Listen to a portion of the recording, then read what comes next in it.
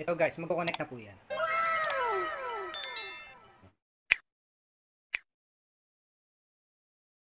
Hi guys mga ka-Bloom and welcome back po sa ating YouTube channel. For today's video po, tutorial vlog po tayo ngayon. Ang video po natin for today is paano po mag-connect ng MHL cable or HDTV cable sa ating cellphone papuntang TV na kagaya nito. Guys, sa mga nakapanood po ng aking unang video and umabot na po yon sa almost 1 million kung paano po mag-connect ng MHL cable sa ating cellphone papuntang TV. And ang daming comment doon guys na hindi daw totoo or scam yun dahil hindi po nila masundan or hindi nila ma-connect yung kanilang cellphone gamit ang ganitong cable sa kanilang TV. So for today's video, ipapakita ko po ulit sa inyo kung paano po mag-connect. A few moments later.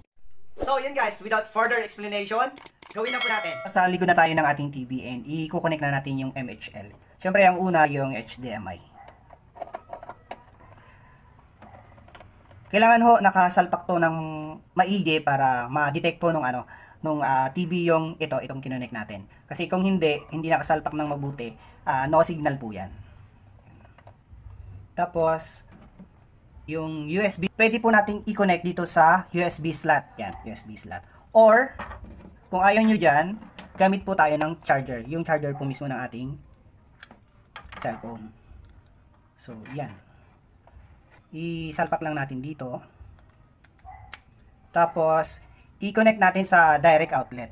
Pero ang gagawin po natin ngayon guys, hindi tayo gagamit ng power outlet.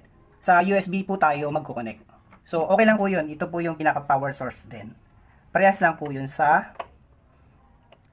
charger ng cellphone. I-double check po natin na i-connect na natin yung HDMI at saka yung USB as power source ng ating connector. So, ang hindi na lang is yung papuntang cellphone. So, i-connect po natin. Ito guys, yung papuntang cellphone. Bali, ang kadugtong nito is yung pinaka-kable ng ating charger. So, since female nga siya, hindi mo siya ma-direct sa cellphone. So, kailangan mo to. I-connect mo to. And then guys, yon yung dulo po dito po sa cellphone. Yan. So yung connector guys, no, kasama yung cable ng charger ng ating cellphone. Bali 2 meters po yung distance from TV. So yun, ganun siya kalayo. So ito na guys, i-connect na natin. Magka-connect po kasi ng HDMI sa likod at saka yung pinaka power source niya which is yung USB. Ganito po yung magre-reflect sa ating monitor ng ating TV, yung QR code. So guys, kung hindi nag-reflect yung ganito, yung QR code sa inyong TV, ibig sabihin lang po nun, mali lang yung source ng inyong TV. Kailangan nyo i-select ng tama. So since HDMI nyo inilagay, sa HDMI to ko kasi nilagay guys, so dapat yung source ko, HDMI to, yun o, yung HDMI to nasa taas. Yan. So yun, kung hindi kasi, pag mali, kunwari sa HDMI 1, nagkalagay po dyan black or no signal. So yun. So, ito na guys, the moment of truth, i-connect na natin yung ating cellphone. Pero, importante guys na mag-download po tayo sa Play Store ng EasyCast. Ito po yun, i-focus ko po. Ayan. And, isunod na rin natin yung QR code, yung scanner, in case kailanganin po natin pag nag-connect po tayo. So, una natin gagawin guys, puntahan natin yung settings ng ating cellphone. Click tayo dyan. Hanapin po natin yung system settings, and then puntahan natin yung developer option. Yan. And then hanapin natin yung USB debugging dito. So yun, focus natin.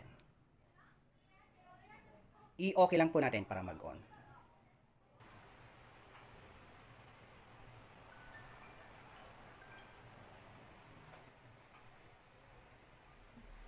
Ito guys, magko-connect na po yan.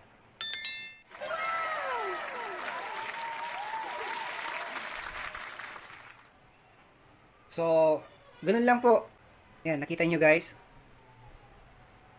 Parehas na po yung nasa TV at saka sa ating cellphone. A few moments later. So, yun guys, na-i-connect po natin yung ating cellphone papuntang TV. Bali, dalawang beses ko na pong pinakita po sa inyo. Yung una po, medyo matagal ko na na-i-vlog. Bali, almost 1 million views na po yun. Bali yun, kompleto po yun. Nandun po yung kung paano ang tamang pag-USB debugging. Lalo na pagka unang debugging pa lang ng ating cellphone. Nandun po, kompletong-kompleto po yun. Kung masusundan nyo po, bali, magko-connect po yung cellphone nyo. Promise po yan. So, yung video na yon ilalagay ko po sa comment section or sa description box ng vlog na to para po mabalikan nyo or mapanood nyo para masundan yung maigi at ma-connect nyo ng tama.